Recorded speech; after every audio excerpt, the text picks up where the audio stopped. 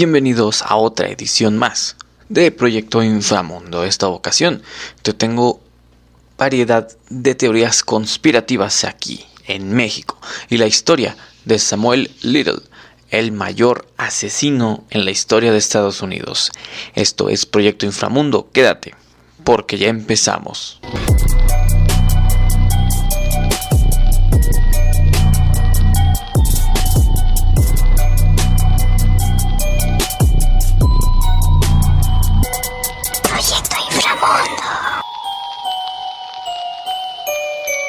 ¿Cómo están, amigos? Bienvenidos a esta edición más de Proyecto Inframundo.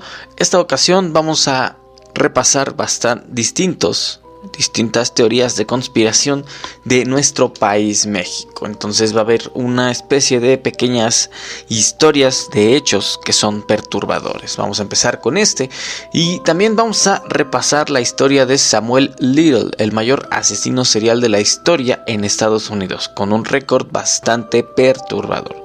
Entonces, ya que estás aquí, recuerda suscribirte a mi canal de YouTube Los Cuentos de Fab, que estamos subiendo nuevo contenido, y aquí en Spotify sígueme, es gratis. Y ya, vamos a empezar. Empezamos con esto. La primera es accidente por contaminación con cobalto 60 de Ciudad Juárez. En noviembre de 1977, el Centro Médico de Especialistas, un hospital privado de Ciudad Juárez, Chihuahua, compró una unidad de radioterapia con una fuente de cobalto 60, la cual introdujo a México sin cumplir con la norma vigente. El equipo se mantuvo almacenado durante prácticamente 6 años.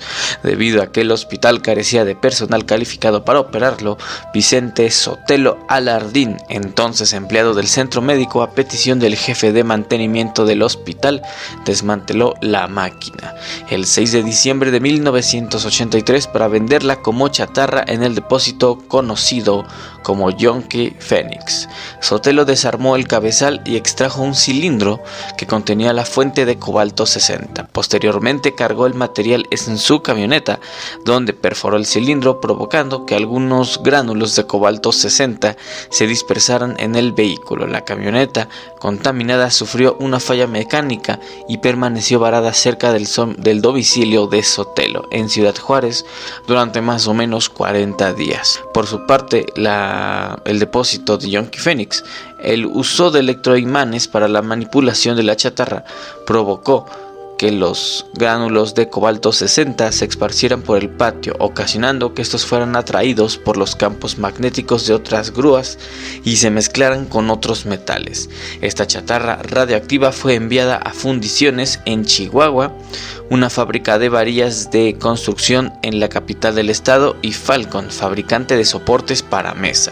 Se estima que para enero de 1984 las varillas y soportes resultantes ya habían sido exportados a Estados Unidos y al interior de México. El 16 de enero de 1984, el Laboratorio Nacional de Los Álamos, ubicado en Nuevo México, detectó la presencia de radioactividad en las inmediaciones.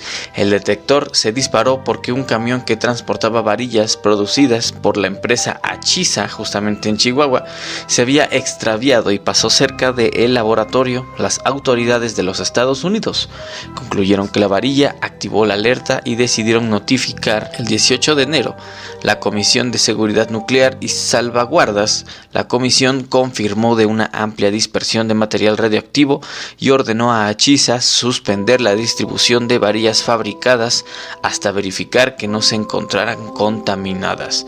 Las autoridades mexicanas también procedieron a la clausura del Yonke, de este centro donde se desmantelaban, ¿no? Los trabajos de descontaminación iniciaron el 20 de enero de 1984, 2 días después de que la Comisión Nacional de Salvaguarda de Materiales Radioactivos fue notificada por las autoridades estadounidenses. Entre el 8 de febrero y el 14 de abril se realizaron labores de localización y confinamiento del material. Según el informe de 1985, alrededor de 4,000 personas resultaron expuestas a la radiación de cobalto 60 a consecuencia del incidente. Se calcula que casi 80% de las personas recibió una dosis menor a 500 rem, es decir, lo equivalente a 0.005 en la escala, 18% pues. y solo 2%, cerca de 80 personas, recibieron una dosis superior a los 25 REMS, determinándose que 3 personas recibieron una dosis por encima de 100 REMS. Y todo por no saber cómo manejar una máquina. Y no cabe duda de que las teorías conspirativas de México también tienen su lado surrealista, su lado que va fuera de lo común. Movimiento de 1968 en México. El movimiento de 1968 fue un movimiento social en el que, además de estudiantes de la UNAM y el IPN del Colegio de México, de la Universidad Autónoma Chapingo, causó una revolución. Desde sus inicios, el Estado mexicano caracterizó al movimiento como el intento de derrocar al gobierno e instaurar un pretendido régimen comunista, entre comillas, como parte de un falso plan, y lo criminalizó, argumentando que sus participantes eran terroristas, delincuentes o un peligro para la seguridad nacional. Por ello, fue reprimido continuamente durante el transcurso del mismo año, y con el fin de terminarlo a pocos días del inicio de los Juegos Olímpicos de 1968, el 2 de octubre, se perpetró un crimen de Estado, la masacre de Tlatelolco en la Plaza de las Tres Culturas, logrando disolver el movimiento en diciembre de ese año. El hecho fue cometido de manera conjunta por parte de la Operación Galeana, el grupo paramilitar denominado Batallón Olimpia, la Dirección Federal de Seguridad, la entonces llamada Policía Secreta y el Ejército Mexicano, en contra de una manifestación convocada por la CNH.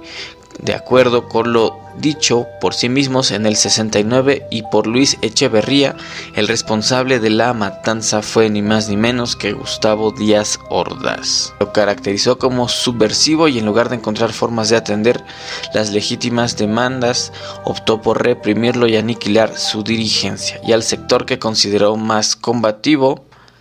Para ello recurrió a detenciones ilegales, maltratos, torturas, persecuciones, desapariciones forzadas, espionaje, criminalización, homicidios y ejecuciones extrajudiciales. Algunas víctimas de dichas acciones intentaron caracterizar la masacre de los tribunales nacionales e internacionales con un crimen de esa humanidad, afirmación que fue sustentada por la Fiscalía Mexicana pero rechazada por sus tribunales. Básicamente cuentan que muy probablemente este movimiento se dio más que nada para calmar las aguas, porque en aquellos días estaba bastante fuerte. Recuerda que tú puedes creer lo que tú quieras. En realidad nadie te va a decir qué creer, simplemente los hablamos, los exponemos para estar ahí. Son puntos muy fuertes en los cuales sí, entiendo que nos pueden desaparecer. Y si nos desaparecen, nos desaparecerán por decir la verdad. Entonces, descarguen este episodio, guárdenlo por ahí para que sepan que en algún momento, ¿por qué desaparecimos? Por esto. Continuamos con esto que es Isla Bermeja. La Isla Bermeja es una isla fantasma que está señalada en diversos mapas y documentos históricos que la localizan a más de 100 kilómetros de la punta noroeste de la península de Yucatán, en el mar territorial de México. Se le ubicó en términos marítimos a 22 grados a 33 minutos latitud norte y 91 grados 22 minutos oeste. Sin embargo, investigaciones ya oficiales de México señalan que la isla no existe y que se ha tratado simplemente de un error cartográfico que se mantuvo indebidamente a lo largo de varios años, lo cual ha quedado un manifiesto. De haber existido, la Isla Bermeja habría generado un mayor espacio marítimo a favor de México que el que se recibió con la firma del Tratado Clinton-Cedillo, en el cual México y Estados Unidos pactaron sus fronteras marítimas en el Golfo de México, lo que quedó plasmado en ceremonias celebradas en Washington el 9 de junio del 2000. La importancia de su existencia hubiera radicado en la ampliación de la soberanía marítima mexicana en una zona con grandes yacimientos de petróleo. ¿Dónde entra la teoría? Bueno, hay varias teorías acerca de la desaparición de esta isla. Según versiones infundadas de algunos políticos, fue hundida por un maremoto, ya que se trataba de un banco de arena o arrecife coralino. El secretario de Reforma Agraria, durante una gira, manifestó que debido al calentamiento global en los casquetes polares, se había derretido el hielo, dando como resultado un aumento en el nivel del mar, haciendo que esté sumergida medio metro debajo del mar.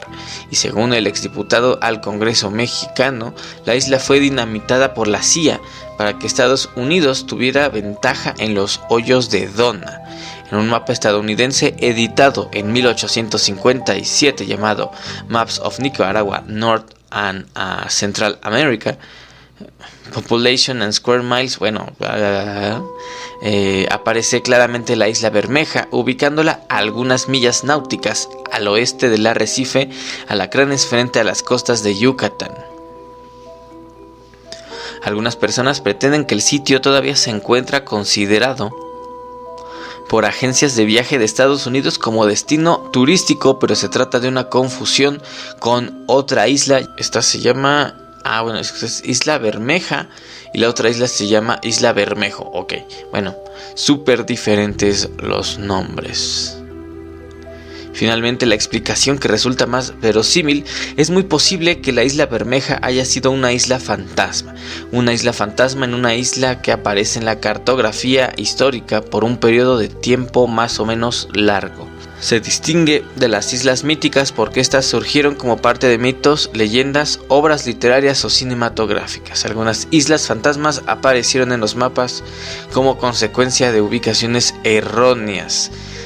Recuerda que estamos hablando de mitos, de teorías conspirativas, las cuales muchas ocasiones, en gran parte, pueden no ser ciertas, pueden ser solo para entretenernos un rato, para andar ahí morboseando con las teorías y varias cosas, ¿no? Si hablamos de materiales perdidos, tenemos aquí bastantes ejemplos. Uno de ellos es el ejemplo de Los Rollos Perdidos. Los Rollos Perdidos es una película mexicana del 2012 del género documental dirigida por Gibran Bazán, con el guión del mismo, el cual significó su debut como realizador. Este documental trata de aclarar, por un lado, el paradero de las filmaciones que realizó Servando González antes y durante los hechos del 2 de octubre. Ya tocamos ese punto, de los cuales se dice que una parte de las mismas fue guardada durante años en una lata con otro nombre, hasta que alrededor de 1976 se depositó en las bóvedas de la sede de la Cineteca Nacional de México, y por el otro, el lamentable incendio ocurrido allí el 24 de marzo de 1982. En el cual se destruyó gran parte del material fílmico importante y el mundo allí depositado, incluyendo por supuesto el rollo antes mencionado, en circunstancias nunca aclaradas del todo hasta ahora. ¿De qué trataba esto o qué es lo que tenía? El documental se ocupa de dos historias en las que está presente la pérdida del valioso material fílmico, comenzando con las filmaciones que el cineasta Servando Gómez realizó con su equipo el 2 de octubre, para después ocuparse del incendio del 24 de marzo del 82 en la Cineteca Nacional, y que destruyó una parte importante del acervo fílmico. En la primera parte, y con base en los testimonios de testigos, se narra de maneras muy exactas cómo Servando González fue contratado por la suma de 20,000 pesos por el gobierno mexicano para filmar una manifestación que tendría lugar en la Plaza de las Tres Culturas y que sería dispersada con mano dura. El equipo de Los Rollos Perdidos subió después de 4 décadas a los pisos 17 y 19 de la ex Torre de Relaciones Exteriores, desde donde el cineasta filmó la masacre utilizando un equipo de 8 cámaras, apoyado por camarógrafos como Ángel Bilbatúa y Alex Phillips, para tratar de recrear lo ocurrido aquel día. Asimismo, se incluyen diversas teorías sobre el destino de esas 8 horas de material filmados, que reunían 14,000 pies físicos de metraje, fueron revelados en los estudios Churubusco la madrugada del 3 de octubre, evidenciando las costumbres que tenía entonces el secretario Luis Echeverría de registrar cualquier acontecimiento en cine. La segunda parte de Los Rollos Perdidos se centra en el incendio ocurrido el 24 de marzo en la Cineteca Nacional, ubicada en Churubusco y Tlalpan, y en los testimonios de testigos supuestamente hubo la presencia de explosiones ocurridas. Se da cuenta también de la riqueza del acervo que se guarda en el recinto, dando voz a especialistas que formulan diversas teorías para explicar lo ocurrido y que van desde la explosión de los tanques de gas de una cafetera, sabotajes, mostrando ante todo la confusión que prevalece con respecto al tema. Eso yo sabía que puede ser tomado como verdad, ya que hay muchísimo material perdido. Incluso se puede decir que los periódicos de ese día no estaban al tanto, más bien quisieron ignorar por completo la existencia, y casi todo fue muy minimizado o completamente borrado. Este es conocido por muchos, la gran mayoría de otras generaciones lo ubican, ya que presentaba un cambio. Este es el asesinato de Luis Donaldo Colosio Murrieta. El asesinato de Luis Donaldo Colosio, candidato a la presidencia de la República por el PRI, ocurrió el miércoles 23 de marzo de 1994 a las 5:12 horas del Pacífico y 19:12 horas en la Ciudad de México. La muerte de Colosio se considera el primer magnicidio cometido en México desde el asesinato de Álvaro Obregón el 17 de julio de 1928. Por el enardecido ambiente político en el que sucedió, además de los errores, omisiones y desatinos que se cometieron en el curso de la investigación. En este caso, generó grandes sospechas de incredulidad entre la población. La opinión popular que prevalece es que se trató de un complot orquestado y dirigido por el mismo Partido Revolucionario, ordenado directamente por el entonces presidente Carlos Salinas de Gortari, a través de su jefe de asesores. Sin embargo, el último fiscal del caso, Luis Raúl González Pérez, estableció que no existen evidencias sólidas para señalar a nadie más que Mario Aburto Martínez como único autor intelectual y ejecutor del crimen, y por ello el caso se considera cerrado desde el año 2000. Así de ya lo cerramos y acabamos. Todo esto se detona a partir del discurso del 6 de marzo. El discurso del 6 de marzo, Colosio y su equipo decidieron relanzar la campaña en la ceremonia del 6 de marzo a un evento para la gente, para las masas, en el Monumento a la Revolución. Numerosos analistas políticos afirman que este discurso sería un punto crucial en la separación entre las ideas de Salinas de Gortari y de Colosio. Básicamente sería el punto en el cual se empezaría a pensar que lo mejor sería acabar con la vida de esta persona. Aunque es creencia popular, ese discurso le costó la vida en el pasado. Colosio ya había criticado el presidencialismo en 1990, cuando era dirigente del PRI. Durante un evento multitudinario realizado en el Palacio de los Deportes, llamó a poner punto final a la perversión política de las decisiones cupulares y centralizadas, a la imposición y la antidemocracia. En el marco de la 14ª Asamblea del PRI, expresó su deseo de transformar nuestro partido para que prevalezcan los métodos democráticos y se deseche el autoritarismo. Pero uno de los puntos que levantó sospechas en torno al caso fue la elección de la colonia Lomas Taurinas como sede del mitin, ya que se trataba de un lugar que no contaba con las condiciones mínimas de seguridad para los asistentes ni para el candidato, y presenciaban múltiples problemas de logística. A principios de marzo de 1994, el equipo de campaña decidió que se realizara una visita a Tijuana, que incluiría un diálogo con colonos de zonas populares para la sede de dicho acto político. Se descartaron zonas como el Terrenazo y el Florido, así como el hipódromo de la Plaza de Toros, la explanada del PRI local, el ejido Mariano Matamoros y un deportivo, porque no querían realizar un evento de gran magnitud que ocasionara problemas viales. El 17 de marzo, Guillermo Hopkins, subcoordinador de logística de la campaña, decidió que el mitin se realizaría en Lomas Taurinas a sugerencia de Jaime Martínez Veloz, entonces subdelegado de la Sede Sol en la zona de Costa Baja California. En el expediente de la investigación se consigna que se eligió Lomas Taurinas porque era una colonia beneficiaria. Había sido visitada por otros candidatos y es cercana al aeropuerto. En la investigación se consignan 3 itinerarios para el candidato priista para el 23 de marzo del 94, en el que finalmente se aplicó. Marcaba que llegaría a Tijuana a las 3 de la tarde para una visita de 2 días. Estaría en Lomas Taurinas media hora después para un diálogo con los colonos. A las 18:30 llegaría al Club Campestre para un diálogo con maestros y a las 21 horas cenaría con representantes de la sociedad civil para dormir en esa ciudad. Bueno, vamos a leer un fragmento del discurso de Colosio, a ver si no nos truenan.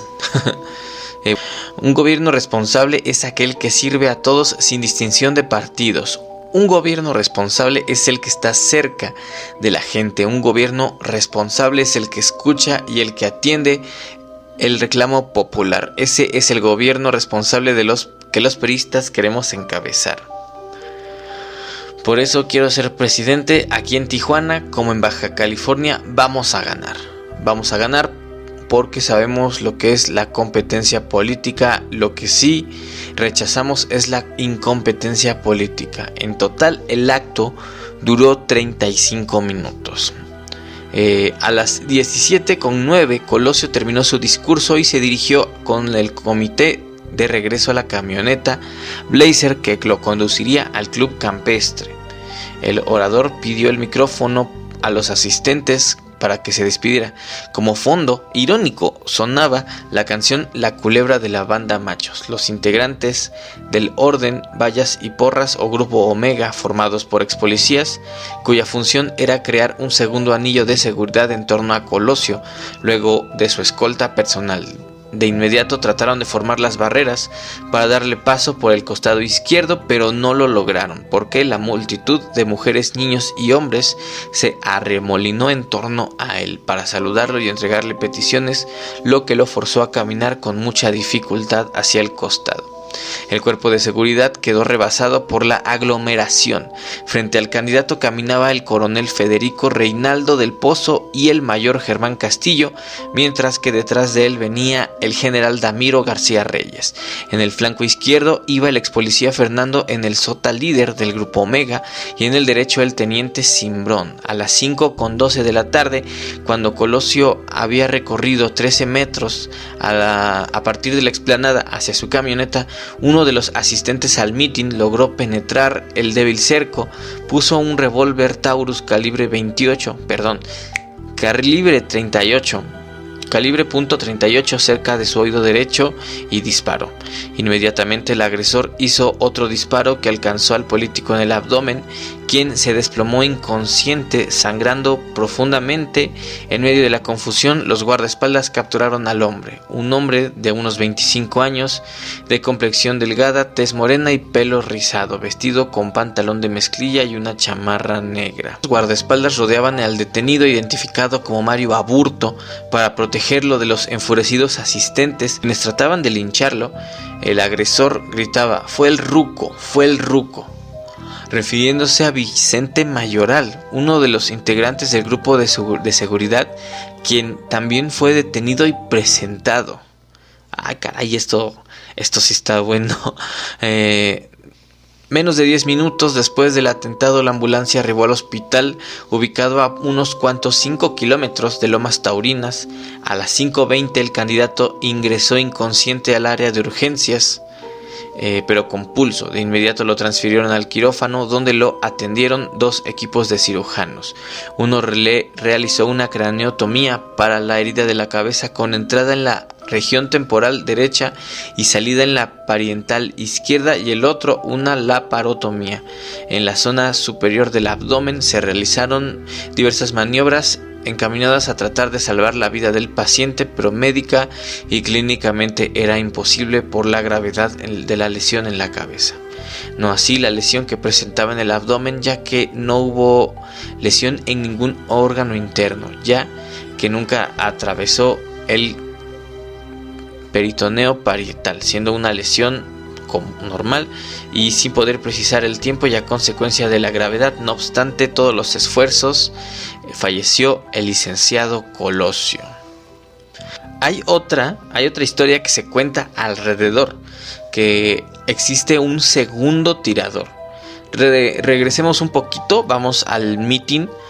Con la llegada de la presidencia de Ernesto Zedillo y el nombramiento del panista Antonio Lozano Gracia al frente de la PGR, Pablo Chapa Besanilla asumió el caso el 16 de diciembre del 94. A la subprocuraduría se le asignaron también las investigaciones de los asesinatos del cardenal Juan Jesús Posadas Ocampo y el político José Francisco Ruiz Massieu, por lo que una de las directivas fue encontrar posibles nexos entre los crímenes. En enero del año siguiente, el caso Colosio dio un vuelco cuando Chapa resucitó la hipótesis de la acción concentrada por medio de un segundo tirador, quien se habría ubicado al lado izquierdo del candidato y le habría disparado en sedal al abdomen. Está bastante fuerte, a ver si no nos desaparecen. Ya si nos desaparecen, pues ya saben por qué fue. Recuerda que son teorías conspirativas basadas muchas veces en hechos reales, en la búsqueda de darles una correcta interpretación. Vaya, en búsqueda de encontrar la verdad, muchas veces somos capaces de encontrar o conectar cosas donde no las hay. Yo te digo, yo te explico las cosas, tú decides si creer o no en ellas. Recuerda que te puedes suscribir a mi canal de YouTube. Estamos subiendo este material para todas las personas que no tengan Spotify y les llame la atención este material. Lo puedes escuchar un poquito después de su tiempo de estreno. Y también tenemos Amigos y Parejas. Es un podcast que estoy llevando con mi novia, con mi pareja. Es un podcast en el cual hablamos de distintos temas, siempre intentando mantener este toque de comedia. Y vamos a intentar hacer videoblogs. Hay por ahí una idea que traigo, porque vamos a hablar de Samuel Little. ¿Quién es este hombre? Samuel Little tiene uno de los récords más impresionantes, en el mal sentido de la palabra, más aberrantes de víctimas. ¿Quién es este hombre? Samuel Little comenzó su larga lista de asesinatos en 1970.